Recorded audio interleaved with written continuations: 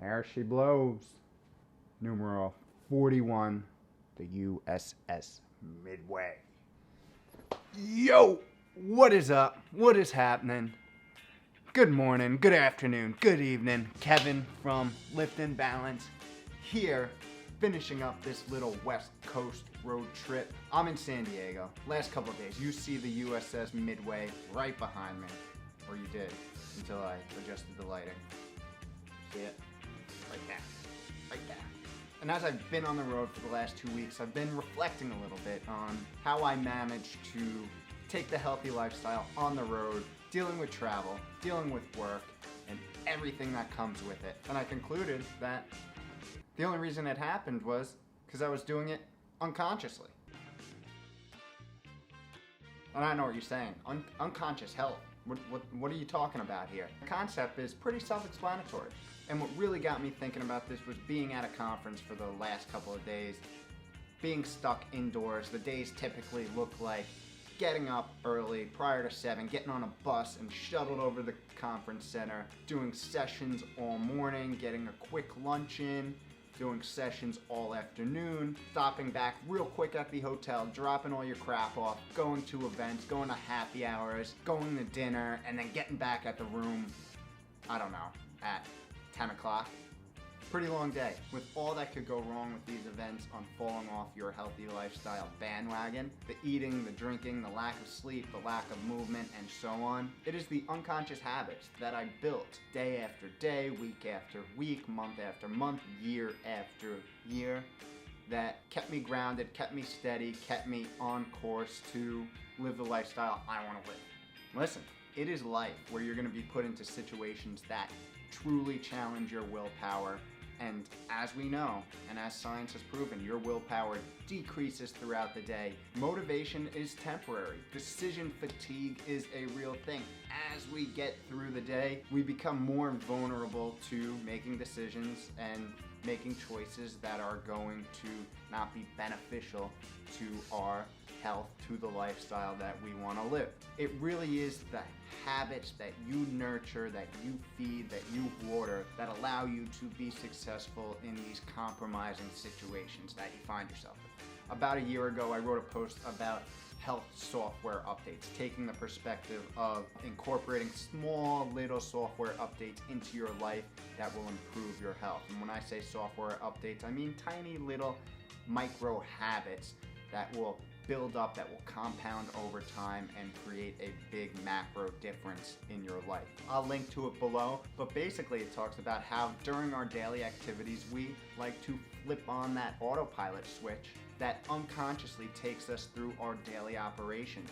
It's a function of muscle memory, and that is what we need to manipulate. Because whether or not we like it, we're going to use this autopilot feature. We're not going to be totally in the zone, totally conscious, totally intuitive of what we were doing at every moment. Autopilot is a feature that's not going away.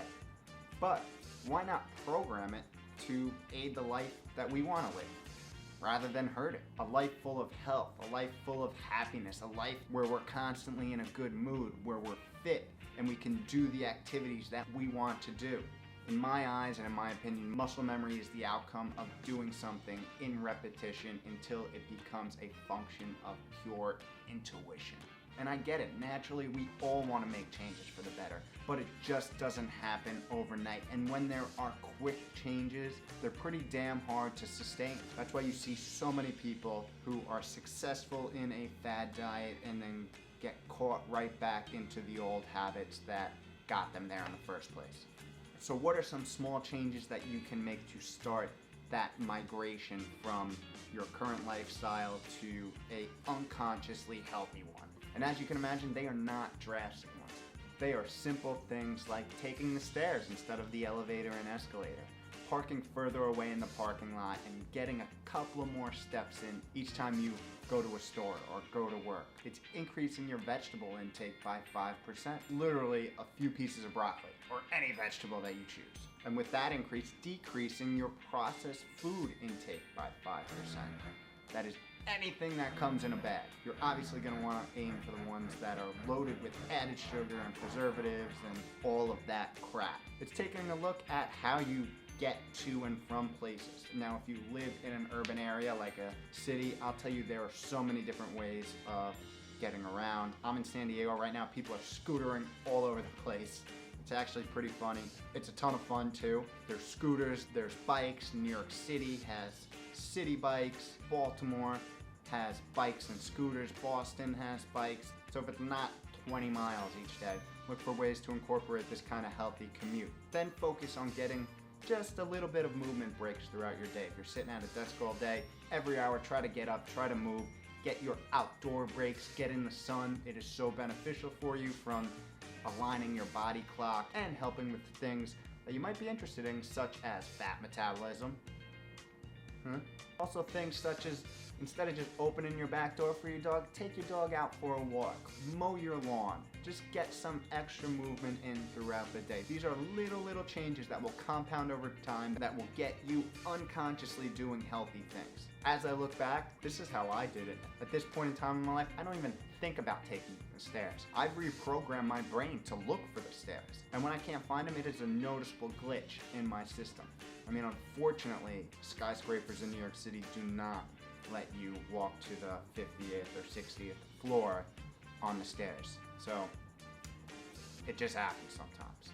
But that's the problems that you want to have. From an eating perspective, I slowly migrated my habits from a standard American diet, higher in processed foods, higher in meats, higher in dairy, to a plant-based diet over the course of about 2 to 2.5 years. And it's been sustained for the last 3 years. Fully plant-based, no meats, no dairy, all that. I'm not saying you have to eat that way. I'm just reiterating the fact that over time, these little changes will add up to the sustainable change that you want. This is a longevity game, as we talked about in this video up here. I'll link it below. All of our goals should be to extend our life and our healthy years as far as possible. And that's by incorporating healthy routines that will aid the lifestyle that you want to live.